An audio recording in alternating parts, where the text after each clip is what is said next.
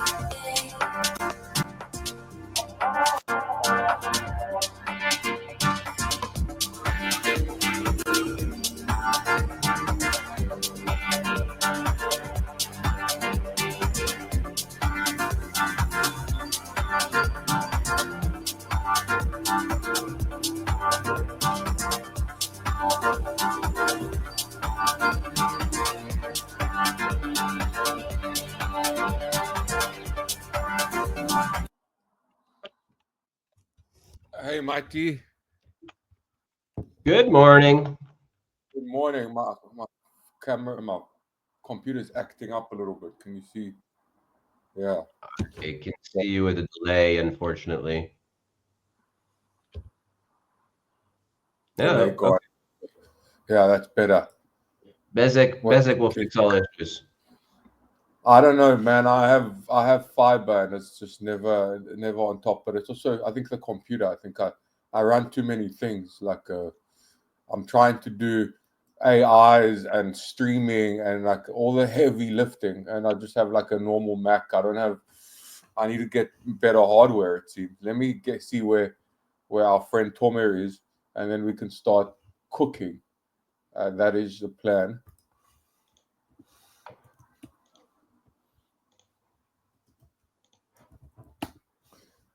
Check this out. Check this out. And I live in the I live in the mountains. They just installed this like 3-4 months ago. You don't have any competition for your resources where you're from. Like it's just like, so I like having 2 internet connections because I'm a trader, right? You know, and I always had 2 internet connections. I have 2 on my phone as well, like 2 different providers. But when I got to this house a few years ago, Hot actually told me that they came and they tried to install it, and then like they told me, oh, the wire's under cement, so actually we cannot install your internet in the new place. That hasn't stopped them from calling every single month for the last 5 years. They call me up, hey, would you like to rejoin Hot? I'm like, I can't. You don't want me. You can't. You won't let me. And they're like, oh, we can do it, and then they can't. Yeah, it's. Hey, Tomer, good morning, GM to you. We're just discussing internet speed in the occupied territories. Oh, Nothing wow. major, just like a little, a little, a little way to start the day. You were traveling for a while, Tomer. You just got back. How was your around the world trip? Oh, wonderful. Denver's conference was amazing. The biggest in the field, wonderful outcomes. Uh, I loved it. Mati, um, how come you don't Jealous, bro. travel a lot? Super jealous. I what heard is good things about Denver. I've been seeing it all over my feed for the last week. So um, I think it's the biggest conference of the year, at least the most exciting one, because a lot of the new things are coming from Denver every year. Um, so we definitely have been spending. We spent the entire week over there. We were a big team and had a few events. So that was a wonderful, wonderful week for us. What is your like? I'm curious about before we get into the details, but like we're talking about events already. Like, there's a lot of different opinions about events and the ROI from these events and conferences. You got a lot of these projects that are dropping $100,000 on parties, and no one even remembers that they're throwing the parties. So what your guys thinking around, like, how do you make the most of an event? Like, you just went to Denver. Like, what was your strategy to not just like have a good time, and obviously everyone likes to have a good time, and GM and vibe and meet everyone that you interact with, cartoon characters on X, but there's also needs to be some output. So how do you guys think about that, ROI around events specifically? So there are a few verticals in the crypto industry, and each one of them has different goals while doing events. The B2C companies that have a token, um, they really need anyone's attention. And one of the best places to get everybody's attention is in those conferences where all the people. So if you're a blockchain, let's say you're layer one or layer two, and you want all the builders in the field to know about you and to try to build something with your testnet before you go live. The conferences are the place to really meet all the developers and get all of them to know you, to understand your unique selling points, and really to see the people behind the blockchain. So for layer ones and layer twos, it's a no-brainer. That's the best place to acquire new developers, to work with them, because those infrastructure layers do not attract users by themselves. They need applications that attract users to use their infrastructure. On the Steve other hand, Ballmer, what do you say? the bomber effect. Uh, yeah, it's like the cloud, right? AWS sells. Steve Ballmer from Microsoft. Yeah. So Yeah, so there was what did you say? that viral video of him like in the 90s or like early 90s. He was just like, developers, developers, developers. And that was like, it just, that was one of the first viral videos of the internet. He was like trying to attract people to come and build on Microsoft. If that hadn't happened, Microsoft would seriously not be what it is today. So literally he went nuts, and he would go nuts on purpose on stage to attract people to build on Microsoft. Yeah, Effective strategy. that's a very effective strategy, and that's the infrastructure strategy. You are not the one who is acquiring the users. If no developer uses your infrastructure, no users will come. Um, and the other verticals are B2B, for example. So a lot of the things you see in a conference are B2B, either uh, payments or settlements or accounting or marketing. We are marketing. And for all the B2Bs, it's also fantastic because you can meet all the other businesses in crypto, and you can meet all the CFOs if you're accounting solution, or all the CMOs if you're a marketing solution, or all the bankers and treasury managers if you are an institutional wallet solution. So a lot of the B2Bs have conferences as their main source of user acquisition, or business acquisition, actually, because it's the place to meet everybody in one place. Oh, I can't hear you.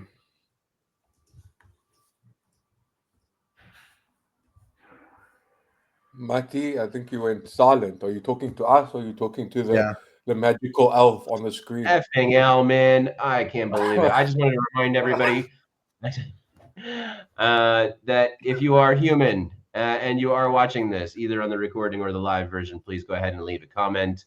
And don't leave yourself on mute while you're leaving the comment. So just prove that you're a human. Show your intelligence, that you are not a bot or what. If you are a bot, also welcome. We're happy to have bots on the show. I also want to say to welcome to Tomer, the CEO of Addressable, and give you the disclaimer that this is not a shill factory. You are welcome to shill. However, we are not necessarily going along.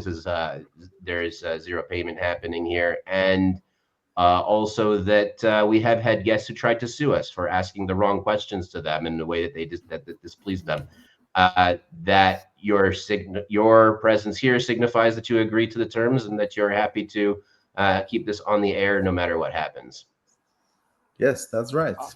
Tomer has no token. He's just selling a solution and he's selling his wonderful smile. So I don't think we'll have that problem. I don't think so either. We had your associate was Niv as well. Yeah. And no, we're pretty.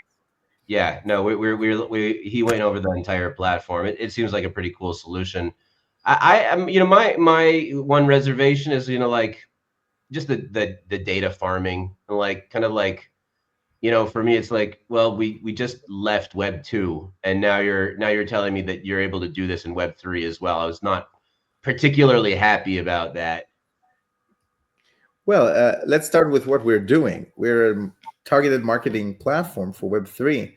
And what you're suggesting or implying is that targeted marketing is something that we all know well in Web 2. And in Web 3, it's on one hand, very much needed for any business to grow, to just find the right customers for them. And on the other hand, as a user, you don't want to be seeing ads. As a user, you don't want to be communicated by businesses. So definitely what we can do in Web 3 that was not possible before in Web 2 is to make the communication relevant because of the amount of data in Web 3. What we see in Web 3 is that we can index everything, what everybody's buying everywhere. That's very unique. This amount of data that says, hey, this is any transaction, this is the database that we have of every transaction that happened since the beginning of history on multiple blockchains by all the users. Each and every user has a profile, and you see what they did over time since the beginning of history, the history of blockchain, of course. And what you can see in this way is a data set that is the size of Google's data set. If blockchain is the entire world, of course, blockchain is small. There's still like 200 million people and not 4 billion people online, but it's growing. And the next question is, okay, so if we know what everybody's buying all the time and everywhere, how can we make it more private than Web 2, preserving people's privacy? And how can we make it more targetable and more accurate than Web 2, so that you see things that you like, things that are relevant for you in terms of advertisements and in terms of offerings and in terms of communication by businesses that you've never heard of. And from the business side, how do you make the cost of acquiring new users lower? Because you just address the right people instead of addressing a large amount of audiences to get to the right people. And what happened over the years in Web 2 is the removal of a lot of data layers for privacy. And it caused the opposite It goes the opposite. As users, we get a lot of irrelevant things. In iOS, the businesses cannot know anything about you. And in iOS, you just receive advertisements of everything and anything, because there's no way to correlate very well what you see. And the reason it was disturbing in Web 2 is that in order to target us, the businesses had to collect our emails and sync the emails in the back end between large businesses and all the ad tech companies. And the email usually was the key ID of all the users, sometimes even with their name, with their address, with their phone number. Everything was there. In Web3, we have a new world of anonymized wallet IDs. You don't know who's the wallet. You don't know exactly where they're from. You just know what they buy. But it's an anonymized wallet, and that's enough for targeted advertising. That's enough for well-crafted communication, personalized by the user without knowing their name, without knowing their email, without knowing their telephone number or address. And this is fantastic. Web3 is actually offering a new privacy framework that enables users to pay and enables businesses to get the right payers without knowing their personal details. What Addressable does here, we add the missing layer, the communication layer, and we make those wallets addressable by the business without knowing their name, without knowing their phone number or email, anything. And that's the beauty of Web3. This is why we think that the Web3 industry can grow dramatically with Addressable, because there is no communication layer for wallets. You cannot communicate with wallets without us. In mass communication, there are some peer-to-peer communication systems like XMTP and some DND Bank and others, but you don't have mass communication systems for groups of millions of wallets or hundreds of thousands of wallets that work well, targeted, without revealing users' privacy or revealing users' identity. Yeah, I hear the distinction between, not having personally identifiable information. I think, being able to target users is important, but what Web3 adds, and it's a bit hard because some people are doxxed on their Twitter, and you're obviously connecting their Twitter to their wallet. So there are nuances here, but the idea that you can have like a persona, an online persona, without revealing who you are in the real world, and having sort of a disconnect. And I think Asaf, your partner, tweeted about credentials, something like he nearly got hacked by someone that tried to approach him with an offer to be to go on a podcast or to employment offer or whatever. And I replied there about like credentials, how important it is, and like the online credentials and reputation scoring, and there's a lot of efforts being done to improve that. Is super important because we want to be able to sort of zero knowledge credential. Like we want to be able to verify that you're a good person, that you're a legit person, verify what sort of marketing cohort bucket you fall into, being able to target you without knowing your name, address, email, phone number, all that kind of stuff. And that's, I think, the Web3 vision. So I'm not as personally. I'm like everyone's harvesting our data. So it might be a bit naive to say, but like it's not as much of a concern for me. But I appreciate you answering that question. I think we got sidetracked. We haven't even discussed the fact that there were two 10K candles on Bitcoin side by side. The twin towers, red and green twin towers. Mati, what's your take on that? Give us a little. Clear our heads a little bit, make some sense of what's going on here for us. Yeah, I have no idea, man. That was a weird one. As far as I understood, and I mean, Samson Mao has been out there talking about this God candle, which is by the new definition, a candle which is $10,000. And I think that this was actually the first time this ever happened. It's this green candlestick over here. And then, as you mentioned, the other one, well, this one is almost 10K. I mean, it's just close enough to say it is. So that's two God candles in a row. Now, I don't like the term personally. I think it's a bit blasphemous. As a man of faith, I think like we could probably come up with a better name for it. than violating. I think it's the second commandment. But yeah, the first one I can speak to, because like I was out there on leverage, the high leverage, going, okay, we're ready to go here. It was like it was a long time coming. The entire market was waiting for it. This entire dip, people were like, okay. I think that a large part of this dip was people just on the side going, okay, I want a better price. I want a better price. I want a better price. And then when there was a breakout, everybody's like, okay, this is it. And the whole market just kind of went together. But there was a retracement. Like I managed to take profits at the end of the day. I'm like, okay, I'm out. Made some good money here. But the next day threw me for a loop because we thought, okay, there's going to be a retracement. I mean, it's pretty clear that there was going to be a retracement. And somewhere around here, you're like, okay, bull market back on again. Let's get back in this thing. And then no, the whole thing just like tanked and grabbed everybody's stop losses. And I think that, and we've been talking about in the quantum spaces, maybe there's some kind of market manipulators out there. Names have been thrown out like BlackRock, Larry Fink, and certainly the Trump children, are highly suspect. It really was connected to the tariff tweet. Like it seemed like the timing at least was lined up very well.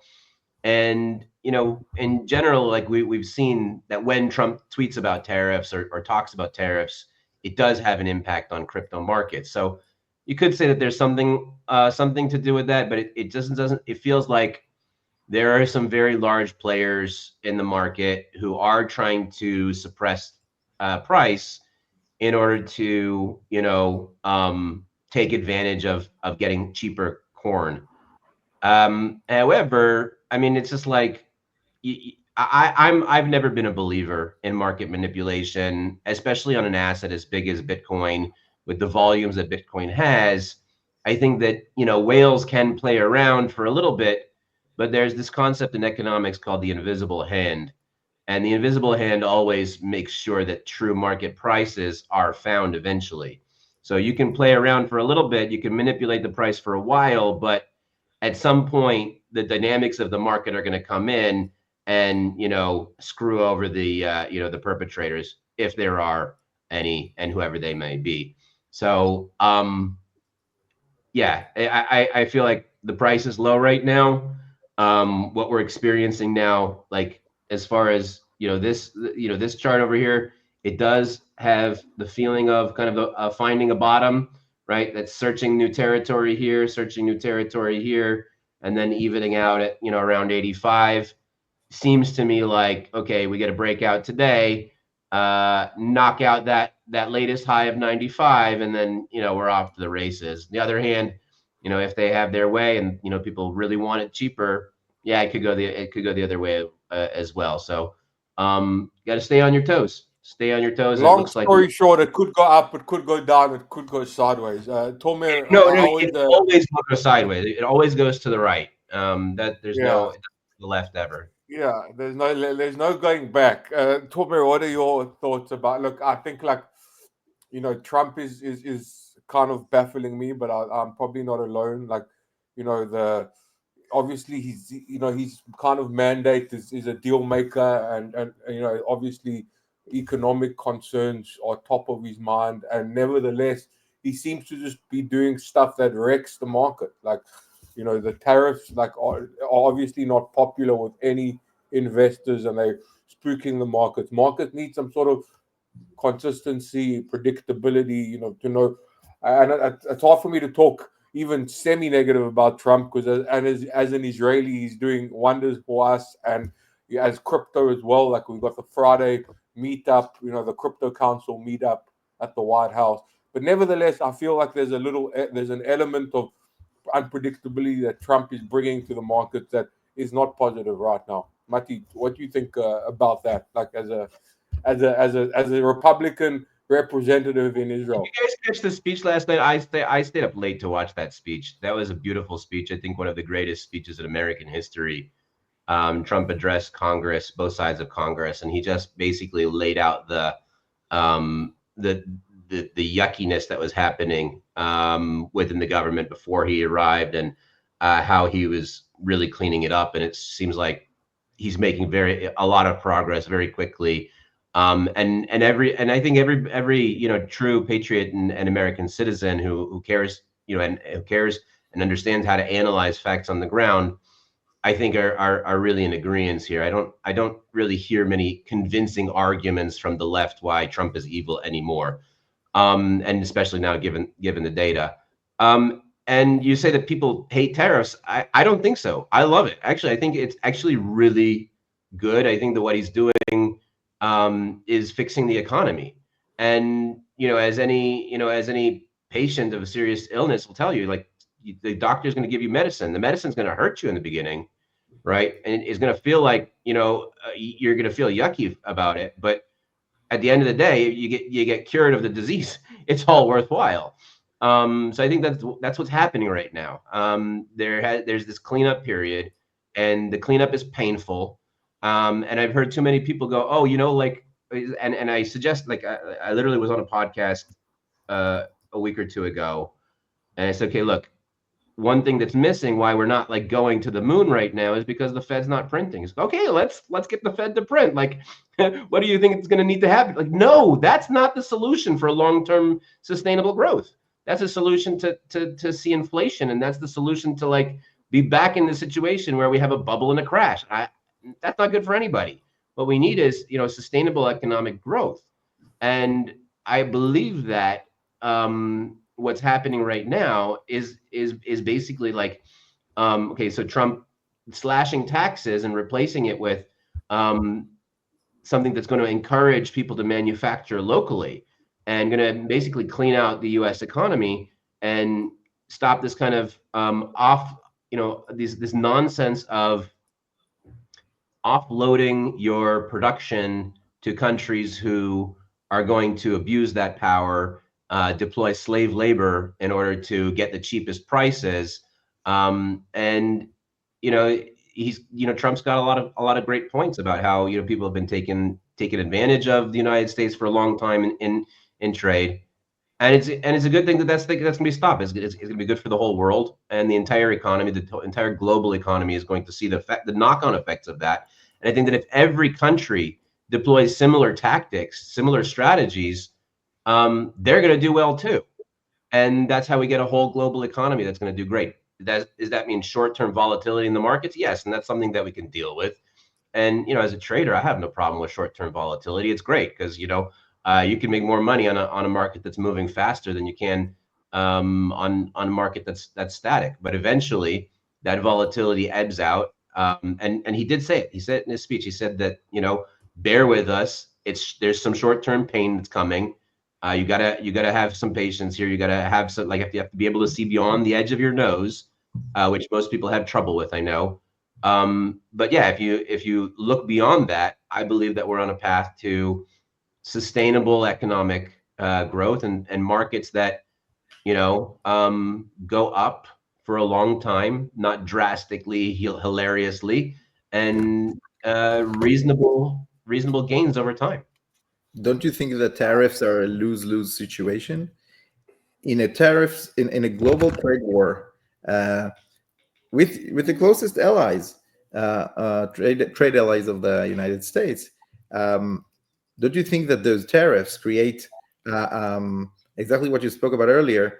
The economy cannot work at its best. The free economy generates excellence wherever someone knows how to manufacture something in the most efficient way. That someone will actually win the competition. In a free economy, the tariffs create those skews, right? That non-efficient manufacturers will enjoy the protection of the tariff. Because not everybody's playing on manufacture in a way that is what's more expensive and less efficient, right? And no, because there are some countries that don't have slave labor laws. Mm-hmm. So basically, what America is doing is saying, well, you can't use slave labor here, but if you send your business and manufacture in China, they have slave labor, so you could do it more cheaply there. It's not a fair playing field. They're not putting like I hear. I was going to ask the same question as Tomer. Like, how do libertarian leaning free market Bitcoin It's exactly like the same thing as saying, okay, we have smog laws, okay, and I'm dealing with this in our mining company as well, okay. To say, okay, Oklahoma has these very strict. Think only about Canada. Think only about Canada and Mexico. Okay, no, but I'm even saying within the United States, if you go to Oklahoma or if you go to New Mexico, right, and you say, okay, you want to build a oil production there, you need to have regulation up the wazoo. Whereas if you go over the border, right, to the next state over, you don't have to. Does the smog stay across the border? It doesn't. So what do people do? They go to the place where and they do the same exact activity that has the same economic impact, but one place has stricter laws and they're getting less business because of it. And that's exactly what's happening in the global economy. This globalization that you're talking about is not that, because living standards are just cheaper over there. It's part of it, but a bigger part of it is that they just don't have the same labor laws. So America is shooting itself in the foot by saying you can't hire slaves here, but if you go to China, you can hire slaves. Like, in what world does that make sense? So make the playing field level for everyone. The other part of, to answer your question, and Trump did address this in his speech, he says most of the tariffs that we're imposing, they're actually they have tariffs that are even bigger against us. It's like India has 100% tariffs on our cars, so why should we not have tariffs back on them? And what he said is, as of April 2nd, I wanted to do it on April 1st. You have to watch this bit. I wanted to do it on April 1st, but I know that if I do something on April 1st, people are going to accuse me of not being serious. And I'm a superstitious guy, so we're going to do it April 2nd, even though we're going to lose millions of dollars because of that on that one single day. But he said, look, every single country that has tariffs on us, we're going to put reciprocal tariffs on that. It's just leveling the playing field. It's not. We're not talking about a trade war that doesn't make any sense. We're talking about doing what's right and what's fair at the end of the day. Yeah, but the tariffs for Canada and Mexico are reversing an agreement that was signed by the same administration 6 years ago of free trade. And the free trade in a global, in just the North American economy, you don't need to speak about global one. In the North American economy, free trade means that everything is manufactured where the efficiency is the highest, the quality is the highest, and the cost is the lowest, because they win the open competition. And this creates the most product per capita and per monetary value, and that reduces inflation, and that creates what free economy brings in. All those advantages are now being blocked by those tariffs, and the skews will be huge. The amount, 25%, will be reciprocated by Canada, like Trudeau has introduced just 3 days ago, and will be in some cases reciprocated by Mexico. And what you'll see is that everything is manufactured in a less efficient way because of tariffs in places that are less efficient, and of course there will be less product per capita, less product per monetary value, and the cost of money will jump, and the value of money will drop. What you'll see is high inflation, and for the same amount of people and the same amount of capital, you'll get less product in the entire North America trade zone, and that's the effect. It's no secret that what will happen by the books, and this, it's not very short term. You can say, oh, we sacrifice the short term for some long term effects. We want to stimulate the U.S. production sector. You think that a factory in Texas is able to produce, or is going to be less efficient inherently than one in Canada? And why do you think that? It depends on expertise. If you want everything to be produced by the experts, they might not be living inside the U.S. I'm sorry? The expertise of specific industries, or even the resources of specific industries, are abundant in specific areas. Let's say the right human power, the right manpower, the right natural resources. I don't think you understand the dynamic that's happening right now.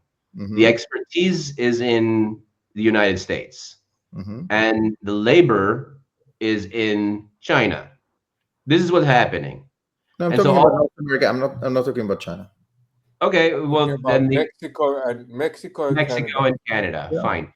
But there isn't like, we're living in the world of the information superhighway. Like we're not talking about like some sort of information asymmetry that is on a monumental scale here. A factory that's in Texas can be just as efficient as a factory that's in Mexico or Canada. And you're somehow suggesting that it shouldn't be. And your answer is because Mexico has more experts than Texas? No, Maybe. because It's not just a specific field has been developed in a specific area because of the experts, the resources, the natural resources. Everything that exists there creates the excellence in that specific vertical, in that specific place. And then when you produce, That's not what's happening now. I mean, America tends to have the expertise, and the expertise is on the U.S. side of the border for the most part. I mean, in almost every field. I don't think that there's like, especially in technology, which is, let's be straight here. This is the big one. Like you can manufacture cars in Mexico for cheaper because of the labor is cheaper. There's no experts in Mexico that are able to produce cars or be able to build these big gigafactories in Mexico because they're smarter or have more industry knowledge than the United States. That's not what's happening. You're simply ignoring the facts I on the think ground. I think I think we have right now the whole addressable team is watching TV and they're And probably hello to tired Finish of also, hearing. our web developer at QE.finance for watching. Good morning Oh, or so good it's not a evening. it's not a bot. No, Sinish is not a bot. He's a good friend. Sinisha, hello to you, GM. But I think tariffs. We're going to agree to disagree on tariffs, and we're going to wait for probably. the results. I think it's we have The to other wait and thing, see. but the other thing is not just tariffs. I think that Doge, for example, Elon Musk coming in and Doge is slashing. a PR stunt. I'm sorry. He's posting like we just saved $8 million on transgender puppet shows in Uganda. Like $8 million. That first of all, it's crazy that you're spending it on transgender puppet shows in Uganda. On the one hand, on the other hand, that's not even a speck of a hair on the foot of the U.S. deficit of $36 trillion. So you can stop. You need to stop about 5,000 Ugandan puppet shows in order to make up the deficit of $36 trillion. So I don't think what Elon's doing is very admirable, but I don't think it's not a even $105 billion. That's not a drop in the bucket of 36 Okay, trillion, but and I don't think they'll get to that level. but that's in like what, like 25 days, 20 days. Like come on, that's $650 per taxpayer. First of all, that's just according to this tracker. There are several other trackers out there. Actually, no, I think that it did put that out. Yeah, look, $105 billion is not a little bit of a little amount of money by any stretch of the imagination. Even when you compare it to whatever you compare it to, it's still a lot of money. And they want to get to $2 trillion within 500 days. So yeah, these things do take time, but there's literally saving billions and billions of dollars on just cutting out waste, fraud, and abuse. And you're saying that doesn't matter?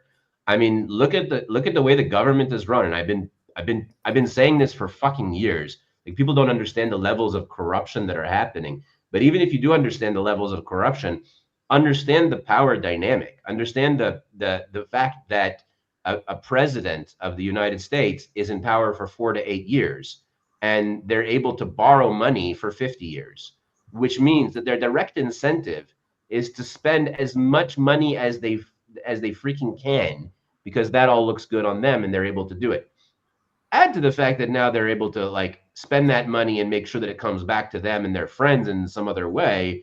Then you get to what's happening in the government now, and cutting out that waste. I mean, study Milton Friedman, for Christ's sake. It's not rocket science. When the government is spending less money, that trend that immediately and instantly translates to more prosperity in the country. It's not I mean, trying to make light of this or call it a publicity stunt.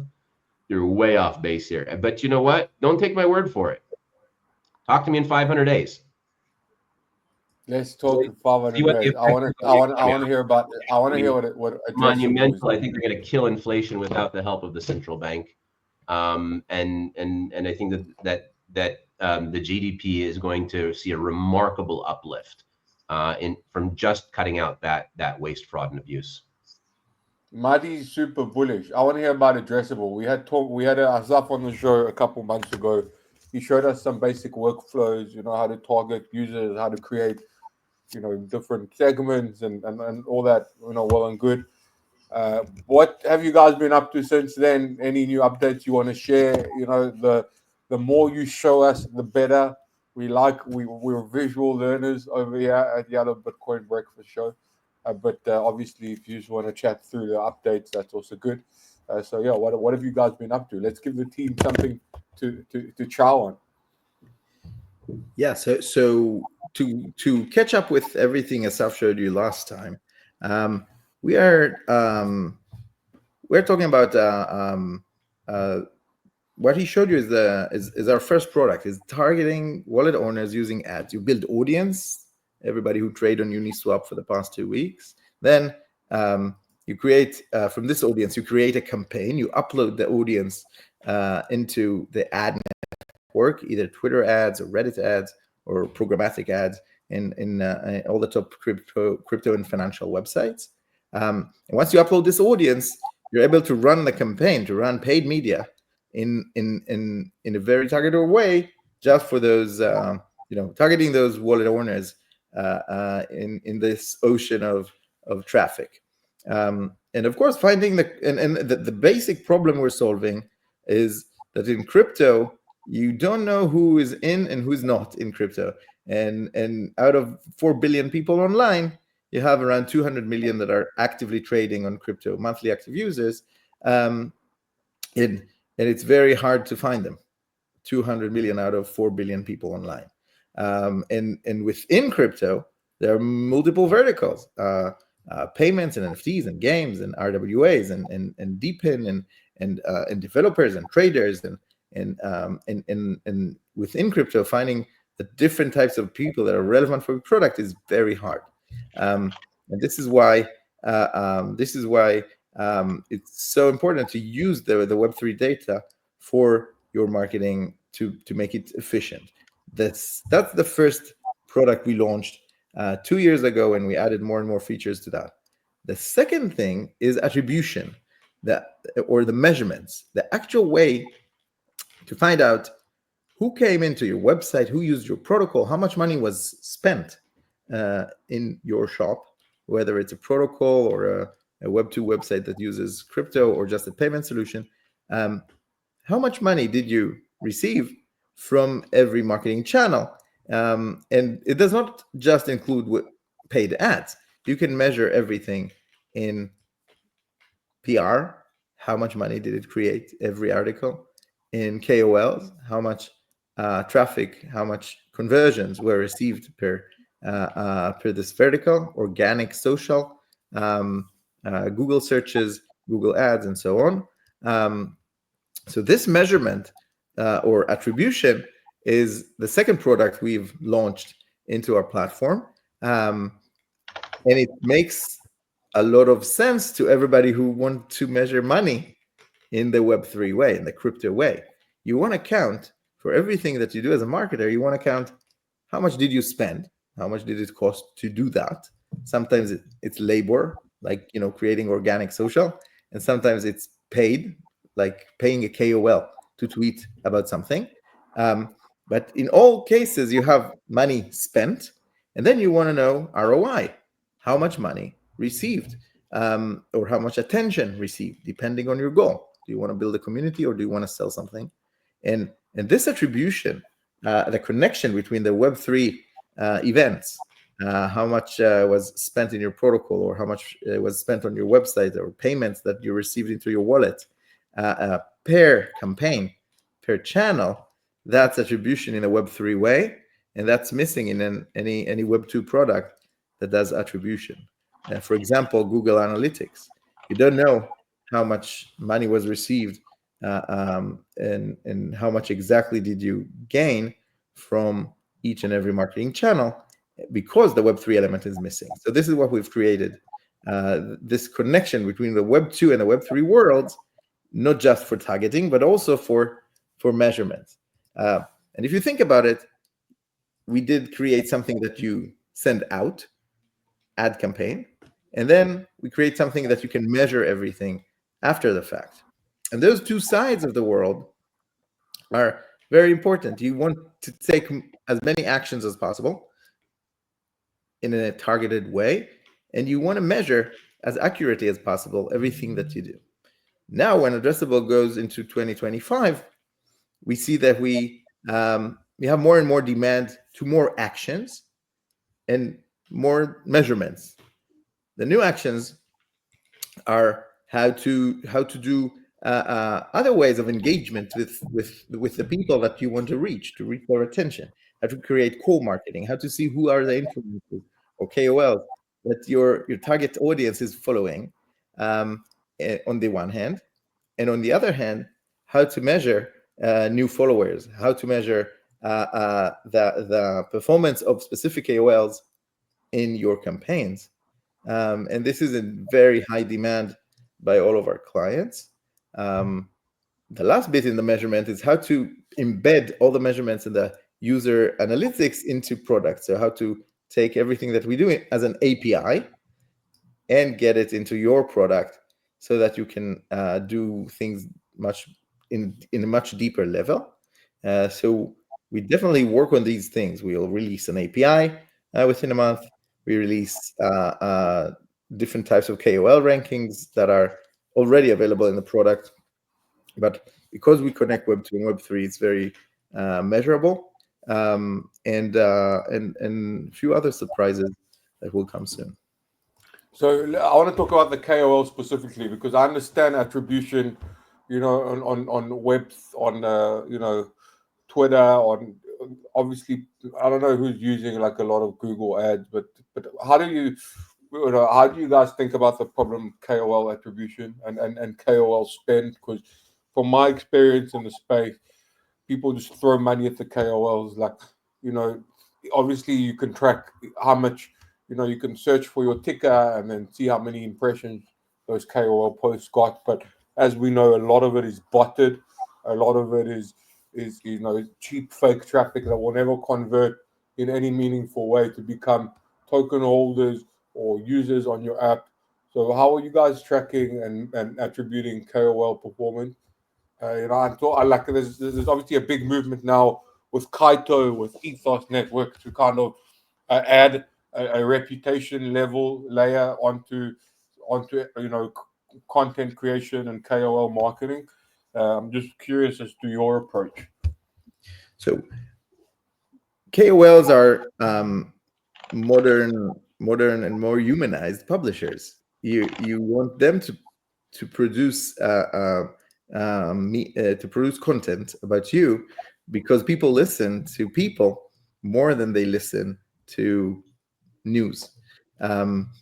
Certainly in this era, where social networks are most of what we do online. So people listen to people, and of course in crypto, because there's a lot of money, there are huge money elements into the attention economy. The KOL challenge is to find credible people, to find people that are actually moving the needle for your project, and also to find people that will be partners for a long time. I think that fake especially in crypto, fake promotions are easy to identify. And even though a person has 500,000 or a million followers, if it's a fake promotion, it will be hard to make it credible. I had the same problem like way too many times, where the KOL goes, okay, here's my price tag, and you're like, look, the guy's got lots and lots of followers, and okay, $5,000 or $10,000 doesn't seem like a lot to get access to those people, and then you pay it, and like, you know, maybe half of it comes back to you, and if you're lucky. Yeah, so we have identified this challenge like everybody else, and not only this partnership with the KOL takes a lot of time to negotiate and to settle, and it is a partnership. In crypto, it is a partnership, unlike consumer products where you can have 500 different KOLs talk about your new lipstick, and it's credible. Each and every KOL in this field has their own followers, and they trust them. In crypto, it's more of a partnership for the long term. Who are the people that represent the brand and they represent this vision in the best way? And can we partner for a long time so that it becomes credible, consistent? And that's because in crypto, people are more suspecting scams, suspecting uneven distribution of tokens, suspecting different token manipulations.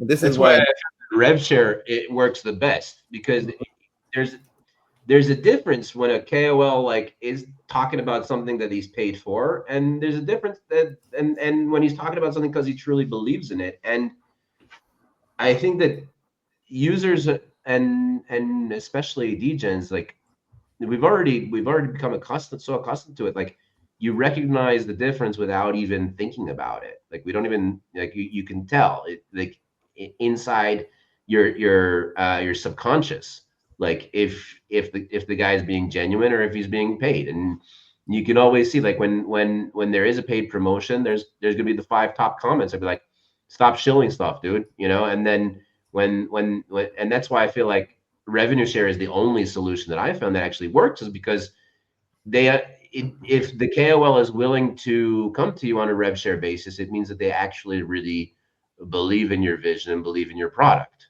And but I don't like. Sorry, I think rev share, like paying people with tokens, rev share, all of that. Like, how many projects in this space are actually making any money or have tokens that have any value? Like, you got to be, no tier 1 KOL is going to want to, get paid on probation. It's their work. They have an audience. They've built an audience. They're not going to take rev share on like a seed level project that may or may not make money.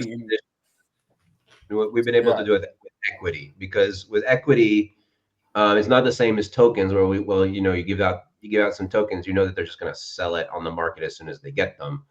The equity is private equity, and therefore, it's not as liquid, and that means that the KOL actually is bought into the long-term vision of the project.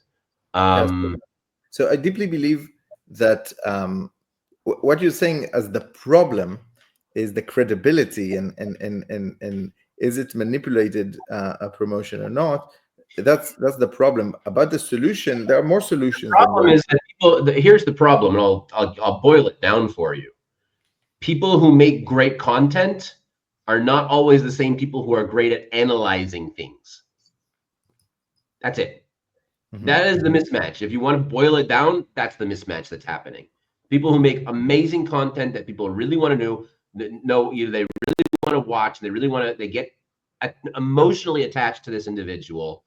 But then you get people who shill you Terra Luna because they were just too lazy or too stupid to understand that it was a Ponzi scheme.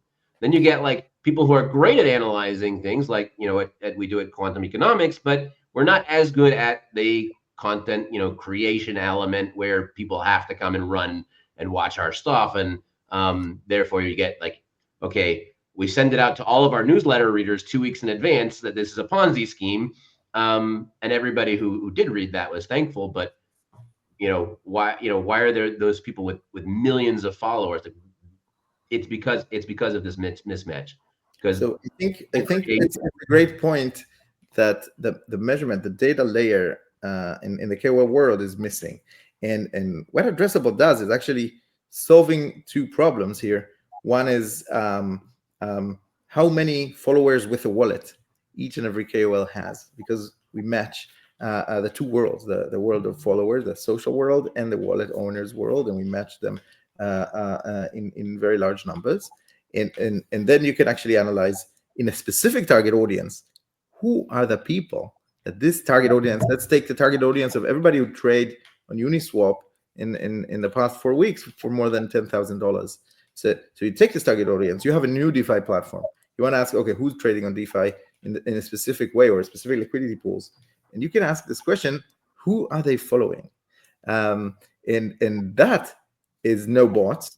They traded with more than $10,000, so completely not fake trades. And you have a picture of who are the people that are actually followed by this very, very well-crafted audience. And that's the power of connecting wallets, the wallet world in crypto, to the social world.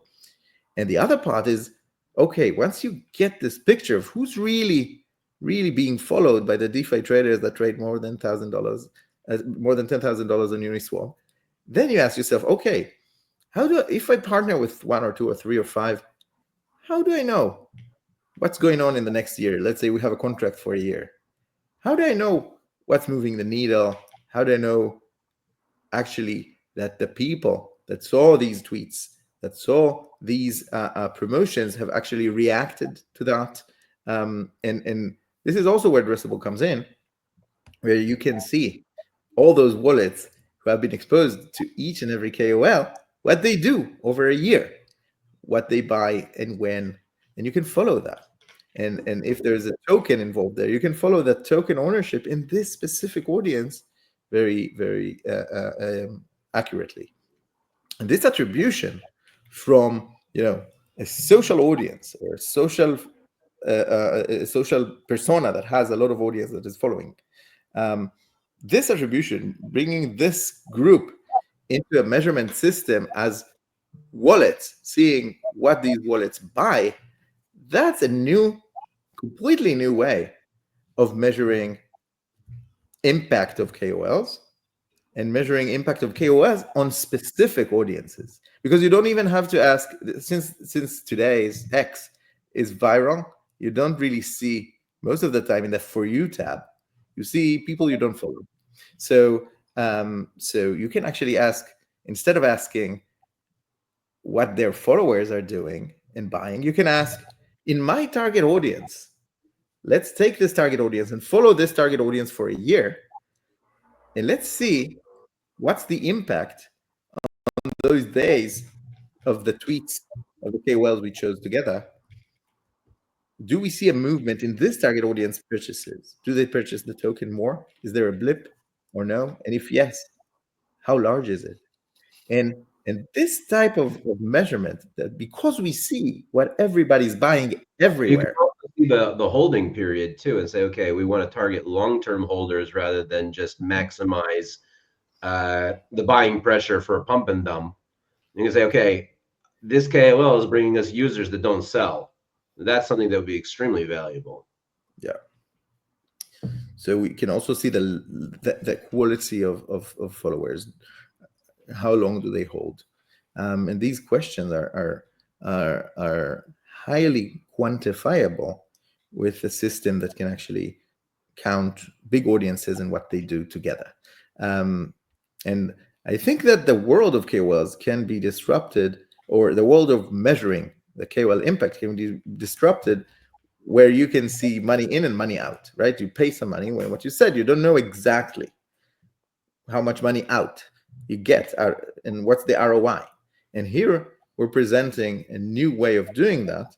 I never really had that issue, to be honest. I mean, when you see a promotion going out, as long as you're not doing 10 KOLs at once, and also, like, I've been fortunate to be using platforms where people like leave comments on their investment or whatever, and like people actually say thank you to the KOL in their purchase comments, so that's extremely helpful as well. You know where where the traffic's coming from. Even just using Bitly links is more than enough for that. But yeah, I could see you obviously, like, if you're utilizing 50 KOLs at once, maybe that's going to be a bit more difficult to track. Yes, and also think about the fact that projects with sustainable business or a growing business spend marketing budgets on many channels, so organic and paid and PR and events and KOLs and so on, and all happens at once. It's never one channel. It's always on, and when it's always on, it's very hard to know what generated what income. The attribution problem becomes more and more sophisticated and more challenging the more channels you have in parallel. And the connection between blockchain world back to socials, back to advertising channels, back to PR channels, back to KOLs, actually creates in crypto for the first time what we saw in other worlds for many years. So in mobile, we saw that with all the mobile measurement platforms like AppsFlyer. But in crypto, it has never been implemented to the full extent. There are a few projects trying to do attribution in several ways, but really going all the way from the source. Let's say it's a KOL, a Google ad, PR article, organic tweet, and a banner, and whatnot, going from the source of the traffic and direct, going from that to what happens in your website, in your mobile app, in the top of funnel, going from that to what happens in your protocol on chain, in your wallet. These connections all along the way of the funnel are very hard to do, all the way down to the conversion event on chain. And when building this to the full extent, like we have in the past year, we see a lot of companies surprised. A lot of our clients are surprised. They didn't know what generated most of the revenues for them. They didn't know what was causing a waste of money. And this new visibility is refreshing. People start to actually take decisions based on data. Something we see in the Web2 market for the past 15 years, we haven't seen in crypto marketing ever. We saw that only in the big exchanges where they use the Web2 products, because big exchanges are essentially Web2 products, because all the interfaces and all the purchases are not mediated by a wallet. So to summarize, I think that this data-driven approach and this user, Web3 user intelligence is actually creating a new way to work for all the marketers in the field, that reminds them of their previous jobs in Web2 companies that were data savvy, full of products that help them measure, and full of data-driven decisions that they didn't meet when they moved into Web3. Awesome. I think that's I learned a lot. I hope I get to work with Addressable soon for a client. I tested it out, and it's having granularity, having like attribution, it's very much missing from Web3 is a lot of like, maybe I'm doing it wrong, but I feel like a lot of organizations I've been in are doing similar stuff. So if I'm doing it wrong, there are a lot of other people doing it wrong, and it's a lot of spray and pray, whether it's on spaces or KOLs or we talked about event marketing. We haven't even got into like, how can you attribute, something I'm thinking about a lot, going into, and this is a cool announcement that we'll have a party on the 26th of March in Tel Aviv around the Building Blocks ETLV week, sponsored by Starkware and DLT Law and New Hedge. And I'm thinking like, how can we add value to these sponsors coming to the meetup? How can we get people to, engage with them, to sign up for whatever it is, and there's all different marketing channels, and the attribution's pretty broken on each one. So thank you to Tomer for fixing that problem, and we will see, hopefully more updates, more news from Addressable. Especially with the whole InfoFire takeover right now, that's a very trendy, niche with Kaito Ethos Network. A lot of InfoFi, SocialFi, and Addressable taking it to the next level with B2B tech. So it's really cool. Thank you to Matti as well for giving us a rundown on tariffs and what Trump, giving us a little insight into Trump's mind. And thank you to everyone at home for watching. Thank Ionan, what's up? How are you? And we will see you next week. Next week we have Ilan Hazan, the CEO of Decrypt, and Myron Markets. I actually went to gamble there right now. I put a bet on other, right? There's 20% chance of other winning the NBA, other being anyone but the Boston Celtics or the Oklahoma City Thunder. I think LeBron James and Luka will take the trip this year.